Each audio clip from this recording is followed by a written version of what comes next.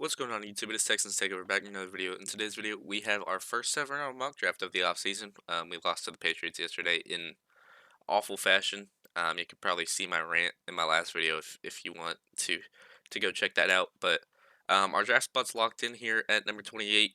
Um, we have the tiebreaker over the Bills and the 49ers, which is why we're at 28 because we have the same record as those two. But sitting here at 28, we also got 38 from the Commanders, stay at 59, and then got 69 from the Giants, 106 from the Commanders. We don't have our own third round pick. We gave it up to get Woody Marks in the last draft, who did absolutely nothing yesterday, but I'm not going to fault him. That offensive line was quite awful.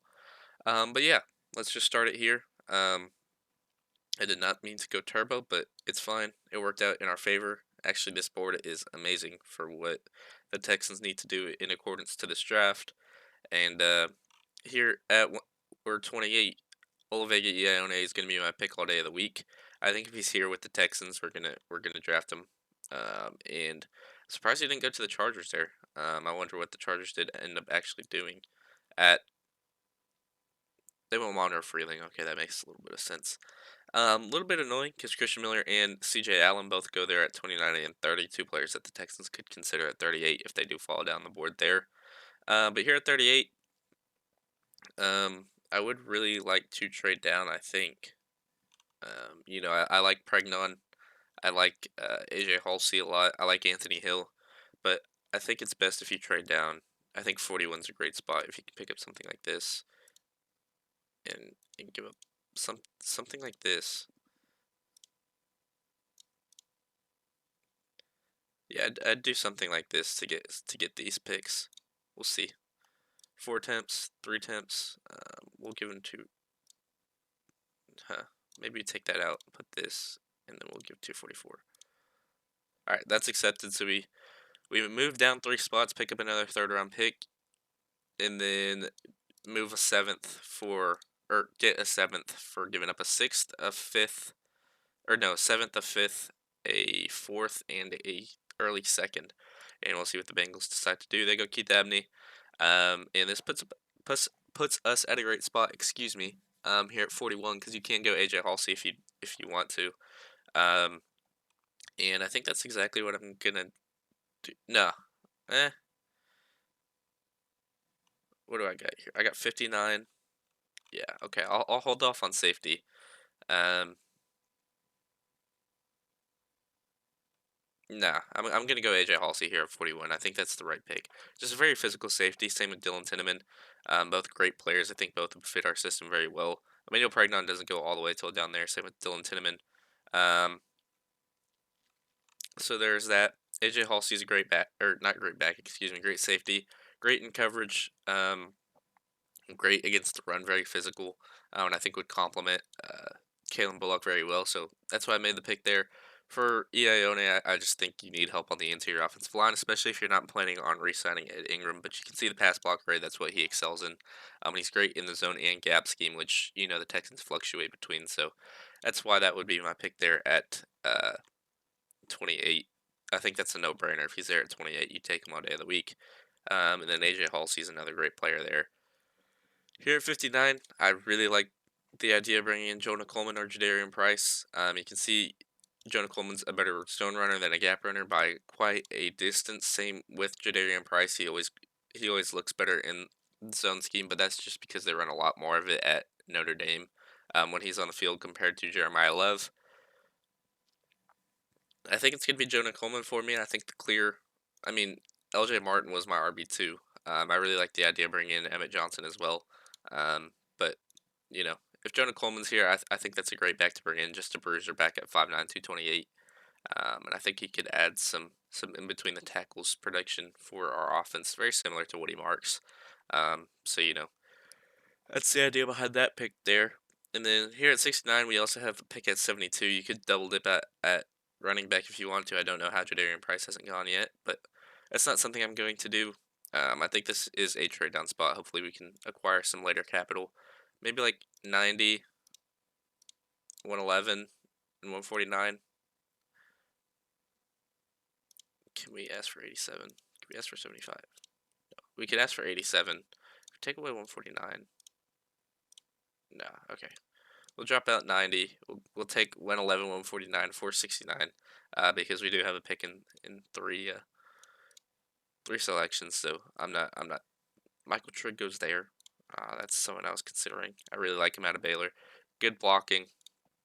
I don't agree with that grade. He's a really good receiving tight end, and you don't know what you're gonna have at the tight end position next year because Dalton Schultz got hurt, and it seems like Cade Stover is out for the year. So maybe you look at a Max Clare who can be a good receiver as well as a good run blocker. You can look at Jake Andrews, who's a good run blocker and a good receiver, both. Um, so you look at tight end, that's probably your biggest need. Justin Jolly's a great receiver too. Not bad against the run. My guy in this class is Tanner Koziel. Not the greatest in the run blocking game, but you see that receiving grade. Daquan Wright is very similar to great receiver, not the best against the run. Joe Royer could be an interesting guy. He's just um, not the best run blocker, and didn't have the production of a receiving tight end. Josh Cuevas is not bad. Decent. Marlon Klein, decent as well. Good run blocker, just not the best receiver at the tight end position. Um, so here, I think you just go best player available, and it's obviously Jadarian Price. But you could do a lot of different things here. And for me, I think it is going to be tight end for me if it's not linebacker. And we can look at the linebackers because, um, EJ Speed definitely needs to be back on this team, but there's potential that he isn't. So, you could wait on linebackers till 87, which you picked up, which I think is a fair argument. So here at 72, I'm going to go Jake Slaughter to bolster um, our interior offensive line. Max Clare does go there, and uh, Blake Miller, sorry, someone that I was actually looking at because he can play true tackle with this frame. Yeah, just a center to really shore up that offensive line. I think Jake Andrews gets bullied a little bit sometimes, and I think Jake Slaughter's great. Um, I don't know if they changed his grades or not. I would definitely agree with them if they put it all the way up to here because he's been great in the zone game as well as the pass blocking game. Just a really good pass blocker, really good run blocker, good at both, and I think could add some stability to our offensive line. Um, yeah, really important that we do address center in this, in my opinion, because it is a solid 1A 1B center class as well as my favorite center in this class in Pat Coogan. But I think Jake Slaughter could definitely be a Texan. I think that's a good fit for him. There's not going to be any centers going early, and I think Jake Slaughter is definitely the center two of this class. So he's the pick there at 72. Here, all the way down at 87, you can see Jadarian Price went there at all the way down at 82, which I feel is very low for him. Um, but here at 87, you do need to address the interior defensive line, in my opinion. I'm just not a fan of this D line class after Amari Washington pulled out. Um, you know, there's very solid defensive linemen in the free agency class. Dante Corleone is not bad. Very good run stuffer. It's just a lot of guys with not the best frames, like Darrell Jackson Jr., better frame than anyone else. But then you look at in Albert Regis, not the biggest frame. Skylar Gill Howard, not the biggest frame. It's I don't know. Not the biggest defensive lineman. DeMonte Capehart is a guy with a decent frame that you could look at later in the draft. Same with Cole Brever, not the end of the world. Um, Rayshon Benny, same thing, not the worst frame. I think someone that a lot of teams will consider as one of the better defensive linemen in this class. Um, but for the sake of this pick, I'm gonna go Chase Basantis here. I'm gonna bolster this interior offensive line. I think he's very consistent. The grades aren't as good as how he plays, in my opinion. Um, just a very consistent guard, someone that you could see go in the earlier rounds in this draft, and I think someone that the Texans need. An entire new interior offensive line will really help this team moving forward, as well as just depth in those positions. Because you saw Trent Brown go down, and you're replacing with Jarrett Patterson, which Jarrett Patterson's not bad, but I don't think he should be the level of a playoff starter for this team. Here at 111, I think this is where you look at D line again. You look at linebacker again. Um, Trey Moore is here. I think a great player against the run. I think someone that could step in and do a job right away. Scooby Williams too, great against the pass, great in coverage. Um, got hurt for A&M, but was great when he played for them this year. But you didn't really see him in conference games. He didn't really play. He got hurt right as soon as the SEC games were starting. So Trey Moore's an intriguing option. Harold Perkins, if you do want a project defensive lineman, or not defensive lineman, sorry, linebacker, one of the best in the country when he was fully healthy, and then tore his ACL, kind of dropped off a little bit, but the potential's there if you're able to get him back to the best. Um, Other than that, what have you done in this draft? You've addressed your needs offensively, mostly, to really help out CJ. If that's your guy next season, everyone knows my opinion on that after yesterday. Um, I think this is a prime trade down spot, somewhere to like 130. If the Broncos are willing to do this, yeah, I'll take. Actually, let's see. Does someone have better draft cap? If you give me that,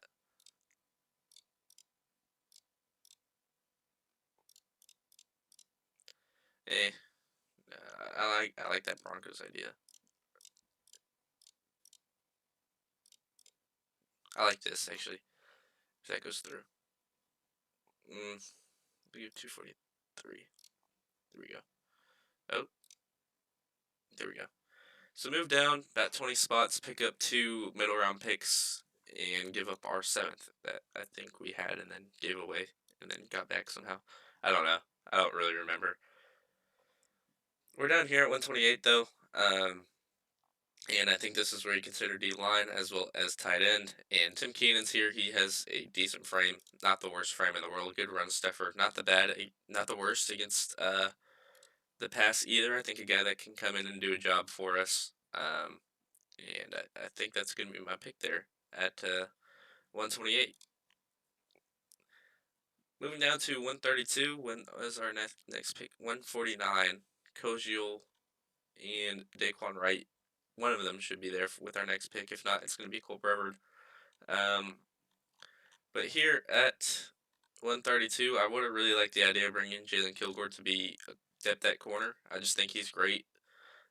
Thaddeus Dixon could be that same thing. Has decent size out there. I think this is another trade down spot though for me, to be honest. I like Miles Kitselman, to be honest, but I don't like him more than the other guys that are there. Yeah, I think this is another trade down spot for me at 132. If we could pick up, something in the 140s like the Commanders, 145, 186, or 223. No. No, not trading with the Cowboys. I need something in this range. So a team that's here has 147, is what I'm gathering. Yep, 147, 205. Slide me that. I'll take it all day of the week. There's no way you're not accepting this. Thank you. All right, picking up another late round pick, but trading down a little bit just so you're in the range of your guys. Um, and that's exactly what happens. You're down here at 147. And I'm going Tanner Koziel here at 147. And actually, Drew Aller was going to be my pick there. But whatever. Tanner Koziel's the pick. Great receiving tight end. Not the best in terms of the run blocking, but you really don't know the health of Dalton Schultz next year. So I think, considering that is going to be beneficial. Trey Zune's all the way down the board here. I don't think he's bad at all. Um, but obviously, we don't need offensive line with how much we've adjusted in this draft. But yeah, Tanner Koziel, great receiving tight end. I think you could look for another tight end in this draft. A guy that can really run block like a Lawson Lucky. Um, Great size for a tight end too. Tanner Koziel's huge, by the way, 6'7", 250. Lawson Lucky, Oscar Delp, both really good against the run. In terms of run blocking. I've never known how to pronounce his name. Borkirkshire, I think is the way to pronounce it, but he's great against the run too, so that could be consideration later. He's also huge, 6'4", 250. So there is that. Something you consider. Dallin Bentley too, great against the run, great receiving tight end too. Utah loves their tight ends. So yeah, decent tight ends down the board a little bit. At 170, we do have a pick down there. But here at 149, excuse me, but I'm going Cole Brevard here. I think two defensive linemen can't hurt. Um, And I think Cole Brever's one of the better defensive linemen in this class, in a bad defensive line class. Demonte Capehart, same deal. I just think he's a little older than Cole Brever, I believe. And that's gonna be my pick there at 149. Moving all the way down the board. Um, I hope. Okay, we're doubling up on tight end here. Some people may not agree with it, but I think with Kate Stover going down, this is your Kate Stover for next year. Um, you're probably going to address tight end in free agency, but I think that's a great pick there with how good he is against the run. Just a great blocker altogether, and a big dude. Here at 189, let's pretty much do what you want to do. Um, we got 205, we got 226 to close out this draft. And something that I think we could consider as a backup quarterback or a starting quarterback if CJ Stroud just really sucks it up, you can give a chance to a rookie. Rashul Faison's a great runner. Same with Adam Randall. Um, I think a red. I think he's a redshirt sophomore, and that's why he declared. Kolishniewski could be an intriguing option as a in the box safety, and graded out really well for Texas Tech this year. Obviously, the beneficiary of playing with a great defensive line, great linebacking core, but a great safety altogether. And I think someone Texans definitely could consider. Uh, Aiden Fisher's also been solid for Indiana. Today's the national championship. We'll see how he does in that. Um, if you look at linebackers, Lander Barton's still there, a guy that I really like. Scooby Williams is there. You're looking for a guy that can come in and be your third linebacker in rotation. Jack Kelly could definitely do that. Um, Caleb Alarms or great run defender. I think definitely someone you could consider later in the draft. Wade Woodez, another great run defender. You can look later in the draft as well. Um, but here, I'm gonna go safety. Two safeties in this draft because when if Kalen Bullock does get hurt, you really have nothing there going for you um, to really help you out. So I think that's pretty safe. Getting two safeties, a guy that can replace Kalen Bullock, a guy that can play alongside Kalen Bullock, and then these two can play together. And if Halsey gets hurt, then he can definitely step in. Here at 205, Swiss Army knife. I did this last draft. I love the idea of bringing him in. Eli Heidenreich is going to be my pick here. Um, and I think it's pretty self-explanatory. I just love the idea of bringing that guy in. Can block for you, can play tight end for you, can play wide receiver if you really want him to. Can do all things you want him to do. You might want him to add a couple pounds, but I think he's such a dynamic playmaker, which is rare from the fullback position. Obviously, Army does it a little different, or Navy, excuse me, does it a little different than everyone else does. But I think he's so dynamic that it'd be a good idea to bring him in. Here at 226, I really like the idea of bringing Sawyer Robertson to be a backup quarterback. Can really sling it if he understands the offense. I think there's potential that he does, step in and do a job once CJ does get hurt. 'Cause I really don't think that Davis Mills will be here next year. I think he'll be starting somewhere. So that's my full draft. They wanted me to draft Jeremy Bernard rather than AJ Halsey, but I don't think the Texans need a wide receiver. Um, Ione, first pick, trade down a little bit, get Halsey, Coleman, Slaughter, Basantis, Keenan, Koziel, Brever, Borkirkshire, Wisniewski, Heidenreich, and Robertson. And that is an A minus. That's one of my highest graded drafts, actually. Um, but yeah, let me know what y'all think about this draft down in the comment section below. I think, getting the amount of picks that you do, you really need to rebuild through the draft because you're about to pay a pretty penny for Will Anderson this offseason. So there's that. Let me know what y'all think about this draft in the comment section down below. Thank you all so much for watching. As always, we're so close to 300 subscribers. So if you did watch this video and you're not subscribed, please subscribe. And as always, it's Texans Takeover, and I'm out. Thanks again for watching. Peace.